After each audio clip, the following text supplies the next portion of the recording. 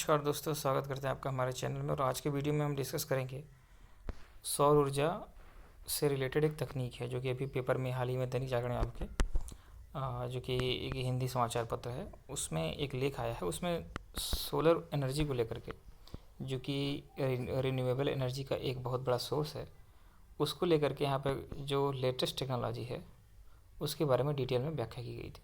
तो क्यों ना हम इस आर्टिकल को लेकर के आज का एक डिस्कशन करते हैं। तो शुरुआत करेंगे कि जैसे इन्होंने पहला उल्लेख किया है कि हाल ही में आईआईटी दिल्ली ने के शोधकर्ताओं ने उच्च क्षमता वाले सोलर पैनल का विकास किया है। क्योंकि आप जानते हो कि सोलर पैनल अभी डेवलपिंग फेज में है, मतलब इतना हाईएस्ट डेवलपिंग स्टेज में नहीं हो पाया है जिसमें कि हम मैक्सिमम इफ़िशिएंट एनर्जी निकाल पाएँ। तो अभी सबसे लेटेस्ट जो आपका इफ़िशियंसी वाला सोलर पैनल विकसित किया गया है वो आईआईटी दिल्ली के रिसर्चर्स के द्वारा किया गया है। अब इसमें क्या है कि अधिक बिजली उत्पन्न की जा सकती है, ठीक है, मतलब सोलर पैनल लगा करके। इसमें सोलर पीवी टावर को इस तरह से डिज़ाइन किया गया है कि पूरे वर्ष, चाहे वो कोई भी मौसम हो, उसमें आपका एनर्जी को एब्जॉर्व करने की क्षमता रहती है। इसमें क्या होता है कि बिजली के बिल में कमी आ सकती है और पर्यावरण के लिए भी अच्छा कदम है। और इसकी व्याख्या आज इसलिए की जा रही है क्योंकि 28 फरवरी जो है वो राष्ट्रीय विज्ञान दिवस के तौर पर मनाया जाता है, ठीक है। तो उससे रिलेटेड जो भी आपका यहाँ पे आज पॉइंट दिए गए हैं उसका हम उल्लेख करेंगे। सबसे पहले यहाँ पे समझते हैं कि पहले हम ये समझ लें कि इसकी लाइफ कितनी होती है, क्योंकि सोलर एनर्जी की लाइफ में बहुत आशंका होती है कि महंगा पैनल आता है, उसका इंस्टॉलेशन कठिन होता है, तो वो कितना चलेगा। तो इसका अब तक जो सबसे मैक्सिमम कैपेसिटी है, आइडियल कंडीशन है, उसमें सोलर पैनल का जो लाइफ है वो 20 से 25 साल की बताई जाती है, ठीक है। लेकिन इसमें एक बात ये कही गई है कि आप जब भी इंस्टॉल करें तो उसमें इस तरीके से करें कि क्योंकि सोलर पैनल लगने की वजह से उसका वेट बढ़ जाएगा, उस छत का वेट बढ़ जाएगा।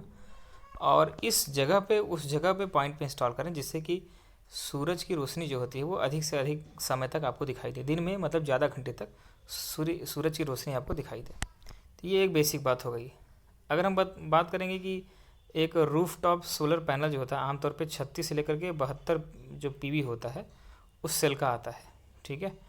अब इसमें क्या होता है कि एक सेल में 36 से 72 पीवी सेल होते हैं एक पैनल में, ठीक है। और एक सेल जो है उसमें 0.5 से लेकर के 0.6 वोल्ट तक बिजली पैदा की जा सकती है। ये आपका यहाँ पे देखने को मिलता है। लेकिन अब इसमें कुछ बातें आपको बताई गई हैं। जब सोलर पैनल आप ख़रीदें तो ये सर्टिफाइड कर लें कि हाँ ये जो वारंटी के साथ होना चाहिए, क्योंकि कई बार ऐसा देखने को मिलता है कि फर्जीफिकेशन हो जाता है या फिर उसके नाम पे डुप्लीकेट चीज़ें मिल जाती हैं जिसका जो लाइफ होती है वो 1 से 2 साल ही होती है, तो वो आपका घाटे का सौदा हो जाएगा। अब बात आती है कि अगर एक सोलर पैनल जो कि 36 से लेकर के 72 पीवी तक का होगा तो उसका कीमत कितनी आएगी। तो ये आपका बताया जा रहा है कि 40,000 से लेकर के 6 लाख रुपए तक का इंस्टॉलेशन स्टार्ट मतलब ये लगता है। ये आदर्श रूपों की व्याख्या की है, आपका जगह जगह पे आपका अलग हो सकता है। अब हम इसको डे बाई डे बेसिस पे, मतलब इसको कैसे आपका विकसित होता है और क्या बातें होती हैं उसको यहाँ पे समझने का प्रयास करेंगे। तो जैसे कि एक पॉइंट है कि सोलर एनर्जी जो है वो आपका, अगर रिन्यूएबल एनर्जी की बात करेंगे तो उसमें सबसे अच्छा सोर्स माना जाता है। आमतौर पे क्या होता है कि पॉली क्रिस्टलाइन सोलर पैनल जो होता है उसकी तुलना में अब जो नया लेटेस्ट आया है उसको बोलते हैं मोनो क्रिस्टलाइन सोलर पैनल। इसमें क्या होता है कि सूर्य की कम रोशनी होने के बावजूद जो है बिजली अधिक तैयार की जा सकती है। यही पॉइंट आपको ध्यान देना है। कभी भी आप इस पॉइंट को नोट करेंगे तो आप ये समझिए कि पहले हम पॉली क्रिस्टलाइन सोलर पैनल का चर्चा में था, हम उसका यूज करते थे। लेकिन आज के डेट में लेटेस्ट टेक्नोलॉजी जो है वो आपका मोनो क्रिस्टलाइन सोलर पैनल है। और इसकी खासियत क्या है कि आपका कम जो अगर लाइट है ना तो उसमें भी आपका ये चार्जिंग हो जाती है। भारत में अगर देखा जाए तो काफ़ी संभावना है, क्योंकि देखिए इसमें एक चीज़ आती है कि ये ऐसे क्षेत्रों में मतलब कि ज़्यादा सूटेबल है जो कि ज्योग्राफी तौर पे उष्णकटिबंधीय, मतलब इस ट्रॉपिकल एरिया में देखने को मिलते हैं। अब आप ये समझिए कि जैसे इक्वेटर है वो आपका, इसको 0 डिग्री माना जाता है।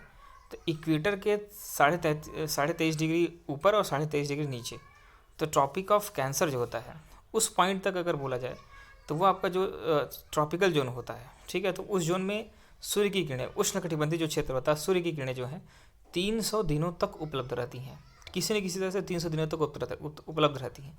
यही कारण है कि भारत के लिए ये सबसे सूटेबल है, ठीक है। भारत जो है आपका, भारत के मध्य से आपका कर्क रेखा होकर जो गुजरती है, ठीक है। तो ये बहुत बड़ी चीज़ है। मतलब इंडिया में इसको यहाँ पे इसकी क्षमता बहुत है। और इसमें बताया जाता है कि 5 ट्रिलियन किलोवाट आवर इतनी क्षमता एनर्जी का एब्जॉर्व करने की इंडिया के पास कैपेसिटी है। इससे बहुत चीज़ें होंगी, जैसे कि हम हमारी अंतर्राष्ट्रीय मंच पे हम ये चीज़ देखने को मिलता है कि कोयले के लिए और पेट्रोलियम के लिए हमारी निर्भरता है काफ़ी अधिक होती है। एक बहुत चंक पैसा जो है आपका फॉरेन एक्सचेंज होता है, फॉरेक्स रिजर्व का एक बहुत बड़ा पैसा हम क्या करते हैं कि निर्यात करने के लिए खरीदते हैं, जो आपका कच्चा तेल होता है। एक ये बात देखने को मिलती है। इसके साथ में यहाँ पे इसमें आप देख रहे हो कि इन्वायरमेंट को लेकर के जो कार्बन उत्सर्जन है उसको लेकर के पाबंदी लग रही है। आप पे आपके थर्मल पावर प्लांट पे पाबंदी लग रही है कि कार्बन का उत्सर्जन कम करने के लिए, नियंत्रण में लाने के लिए सब दबाव पड़ रहा है। तो इसलिए आपका कॉमर्शियल, आवासीय और औद्योगिक तीनों क्षेत्रों में सोलर एनर्जी को अपनाया जा रहा है और ये अपनाया भी जाना चाहिए। आमतौर पे ये देखने को मिलता है कि 20 से 25 साल तक की जो है सोलर एनर्जी की लाइफ जो है वो देखने को मिलता है। इसे सोचिए, कल्पना कीजिए कि 20 से 25 साल तक के लिए आप आपका बिजली के बिल से मुक्त हो गए। तो इस तरीके से अगर आप देखा जाए कि अगर आप देखेंगे कि कॉस्ट इफ़ेक्टिव रेशियो देखेंगे कि हमने जितना पैसा लगाया तो क्या वो पैसा वापस आ जा रहा है, तो उससे हमें देखने को मिलता है कि 20-25 साल अगर आप ये चल जाता है तब तो ठीक है। अभी भी फ़िलहाल उसमें और भी टेक्नोलॉजी को पॉपुलर करने की ज़रूरत है। अब यहाँ पे देखने को मिलता है कि रूफटॉप जो सोलर पैनल होता है वो ज़्यादा लोकप्रिय हो रहा है। लेकिन अभी भी एक समस्या बनी हुई है, जो है कि इसका इंस्टॉलेशन जो है वो आपका बहुत महंगा है, इसीलिए लोग इससे बचते हैं। एक बार में 40,000 रुपया लोग केवल सोलर पैनल के लिए इंस्टॉल कराने के लिए, वो एक कठिन काम है, वो सब नहीं करते। बल्कि कास्ट सेविंग जो आपका बेनिफिट है उसकी वजह से अब लोग इसको पसंद करना शुरू कर चुके हैं, क्योंकि अब सोलर पैनल जो है वो रिजनेबल प्राइसेस में सरकार के द्वारा भी इसमें आपका PLI के तहत इसका निर्माण करने के लिए भारत के अंतर्गत ही बहुत सी योजनाएं तैयार की जा रही हैं। अब इसमें समझते हैं कि सोलर एनर्जी ये कैसे कन्वर्ट करता है। तो इसका पद्धति ये है कि सूर्य की जो किरणें होती हैं उसको कैप्चर करके इलेक्ट्रिक एनर्जी में, यानी जो विद्युत ऊर्जा होती है उसमें इसको कन्वर्ट किया जाता है। और जो रूफटॉप सोलर प्लांट होता है वो केंद्र सरकार के रिन्यूएबल एनर्जी जो मंत्रालय है, नवीकरणीय ऊर्जा मंत्रालय है, उसके अंतर्गत सब्सिडी का भी लाभ प्राप्त हो रहा है। तो इससे भी कई मतलब कि लोग, ये जो सोलर पैनल है उसका प्राइसिंग कम हो रहा है। एक चीज़ और है कि ग्रीन एनर्जी की अगर बात करेंगे तो उसमें हम ये देखते हैं कि सोलर पैनल जो है वो एक अच्छा चयन हो सकता है। अब इसके बाद में हम प्रयास करेंगे ये जानने का कि सोलर पैनल जो है वो कितने तरीके का होता है। तो आज के जो आर्टिकल है उस आर्टिकल में उल्लेख किया गया है कि जो आपका सोलर पैनल होता है वो आपका, यहाँ पे 4 तरीके के सोलर पैनल की व्याख्या की गई है। पहले मैं चारों के नाम बताता हूँ, फिर इसको डिटेल में समझते हैं। पहला है आपका, जो मैंने पहले ही बताया आपको, कि मोनोक्रिस्टलाइन सोलर पैनल, ये आपका फर्स्ट तरीके का है।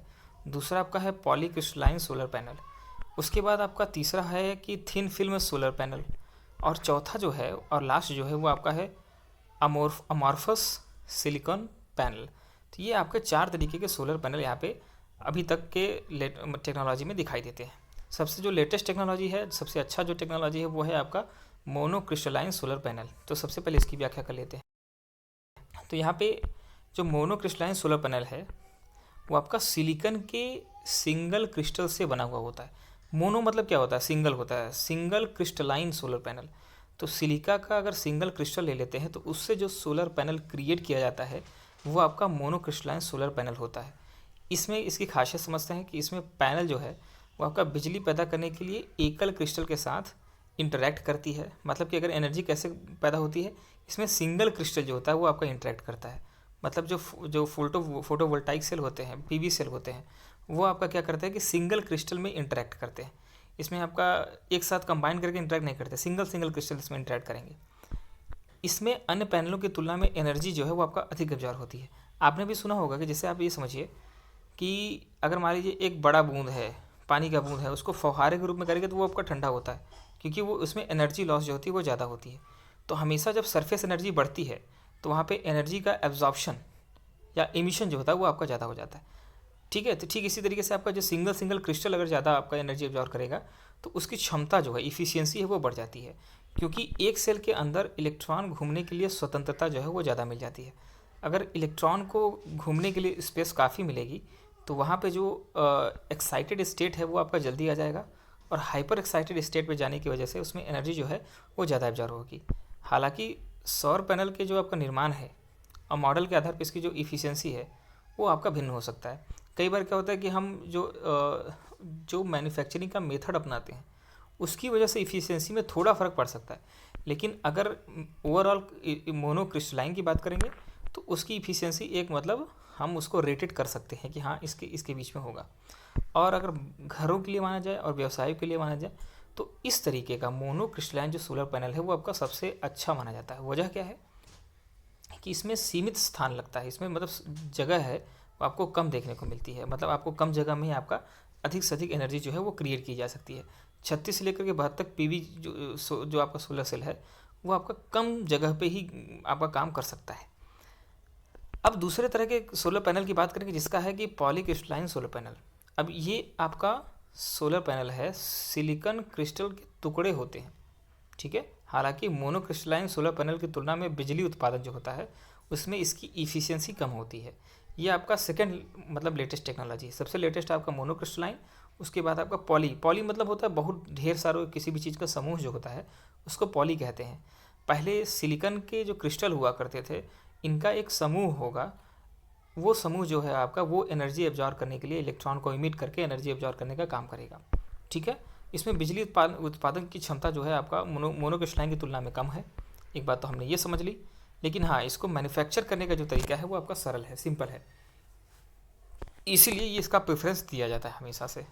इसके तैयार करने की अगर हम तरीका समझेंगे तो शुद्ध सिलिकॉन क्रिस्टल की आवश्यकता नहीं होती है, इसीलिए आपका मैन्युफैक्चरिंग में ये आसान पड़ता है।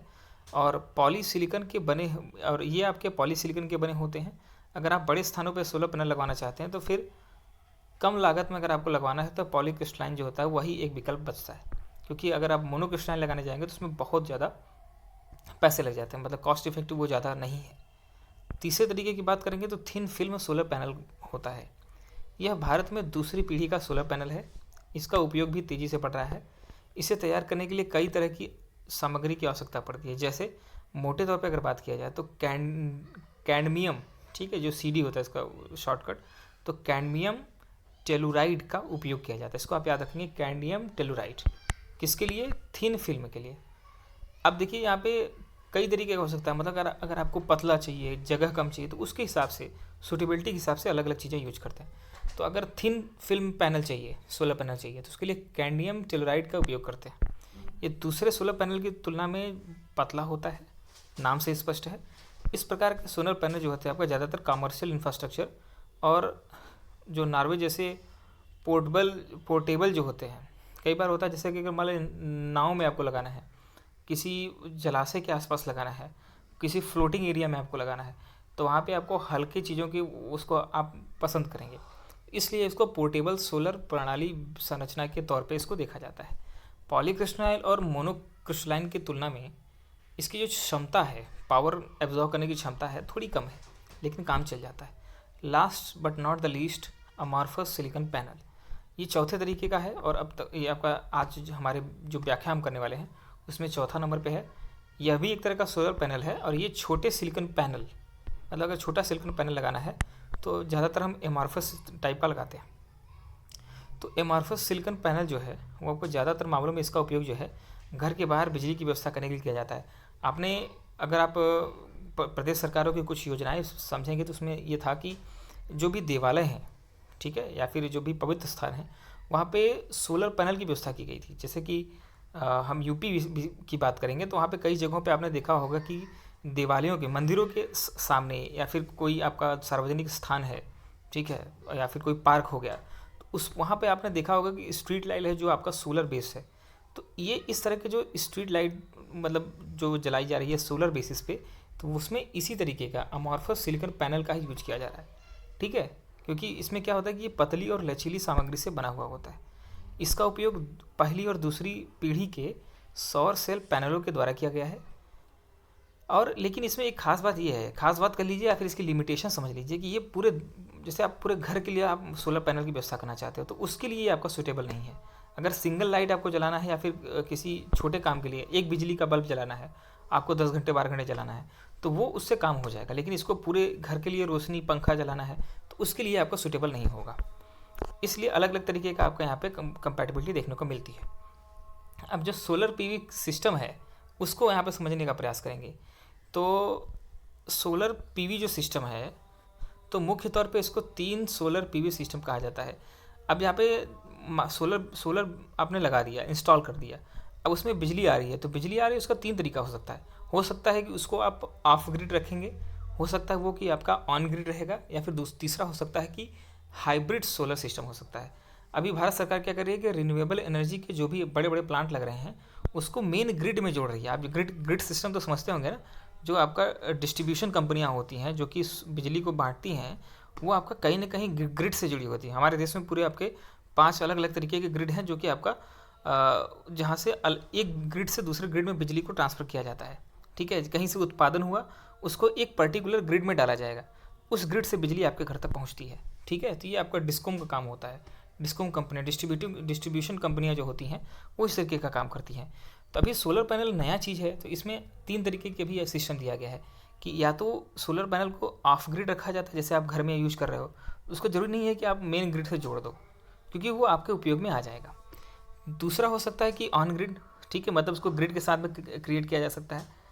तो ऑन ग्रिड का मतलब ये होता है कि अगर मान लीजिए कि भारत सरकार कहीं पे कोई बड़ा प्लांट लगा रही है, तो उसको पूरा तो उपयोग नहीं कर पाएगी, तो उसको ग्रिड में जोड़ करके तब जा करके वो घरों तक पहुंचाएगी। तीसरा हो सकता है कि हाइब्रिड सिस्टम। हाइब्रिड में हो सकता है कि ये दोनों तरह का काम करेगा, मतलब कि ये ऑफ ग्रिड भी काम करेगा, ऑन ग्रिड भी काम करेगा, ये दोनों जगह पे बिजली भेजी जाएगी। थोड़ा हम इसको डिटेल में समझते हैं। ऑफ ग्रिड सोलर सिस्टम जो है कि यह सिस्टम प्राथमिक ग्रिड से कनेक्ट नहीं होता है। इसमें solar panel, inverter, power bank और जो आपका माउंटिंग स्ट्रक्चर होता है, सेंट्रल एसी पैनल होता है, ये सभी आपके इसके अंतर्गत आते हैं। ये सभी पूरे पावर नेटवर्क से स्वतंत्र रूप से कार्य करते हैं। इस प्रणाली में बैटरी बैंक होता है, मतलब इसमें कह सकते हैं कि इसको संरक्षित किया जाता है, इसको स्टोर किया जाता है, क्योंकि आप स्टोर करोगे, जब लाइट कट जाएगी तो उसको आपका ऑन हो जाएगा। तो कुल मिला के ये आपका किसी एक पर्टिकुलर ऑर्गेनाइजेशन तक सीमित रहेगा, ये ग्रिड से नहीं जुड़ेगा, क्योंकि ग्रिड वाले में आपका बैटरी बैंक होता नहीं है। तो ऊर्जा का संरक्षण इसमें किया जाता है, और फिर घरेलू जो इन्वर्टर होता है उसी के माध्यम से बिजली की आपूर्ति की जाती है। ये बात हो गई। अब हम समझते हैं कि जैसे मान लीजिए बिजली कटौती हो गई, तो उस समय आपका ये सिस्टम जो है आपका ऑन ऑफ हो जाएगा। अब ऑन ग्रिड जो सोलर सिस्टम है, यह प्राथमिक ग्रिड के साथ काम करेगा, मतलब जो आपका प्राइमरी ग्रिड से जिससे आपकी लाइट आती है उसके साथ इसको जोड़ दिया जाता है। और बिजली को स्टोर करने में के लिए कोई भी पावर बैंक की आवश्यकता नहीं होती है, क्योंकि सोलर जो है आपका वो उत्पादन करता रहेगा, और ये आपका बिजली जो डिस्ट्रीब्यूशन कंपनियां हैं उसको एक स्थान से दूसरे स्थान तक तारों के माध्यम से इसको पहुंचाते रहेंगे। इसमें स्टोर करने की आवश्यकता नहीं होती है। यदि ऊर्जा की खपत बढ़ जाती है तो ऑन ग्रिड सोलर सिस्टम जो होता है वह प्रणाली जो है मददगार साबित होती है। प्राथमिक ग्रिड पर दबाव कम करने के लिए भी आज के डेट में आपका ऑन ग्रिड सिस्टम का उपयोग किया जा रहा है। इससे आपका मंथली जो आपका इलेक्ट्रिसिटी है वो आपका बचत होती है। ये बातें हो गई। अब थोड़ा सा हाइब्रिड सोलर सिस्टम के बारे में अगर जानना चाहेंगे, तो यह प्रणाली ऑन ग्रिड और ऑफ ग्रिड दोनों सिस्टम का संयोजन है, मतलब combination of both on grid end of grid system. यह जो है आपका ऑफ ग्रिड सिस्टम जैसे पावर बैंकों में ऊर्जा संपन्न करता है, और ऑन ग्रिड प्रणाली की प्राथमिक ग्रिड से जुड़ा हुआ होता है। जैसे मान लीजिए रात के समय में बिजली कटौती हो गई, तो उस समय क्या होगा कि ये जो हाइब्रिड सोलर सिस्टम है वो आपका बिजली की आपूर्ति को कर सकता है। तो तीनों ही कंपैटिबल है, जहाँ पे इसकी आवश्यकता होती है उसके हिसाब से इसको एप्लीकेशन में यूज किया जाता है। उम्मीद करता हूँ कि जो भी हमने सोलर सिस्टम के बारे में कंप्लीट जानकारी दी है आपको बहुत मदद किया होगा। इसी तरह के वीडियोस को देखने के लिए हमारे चैनल को आप सब्सक्राइब कर सकते हैं। धन्यवाद।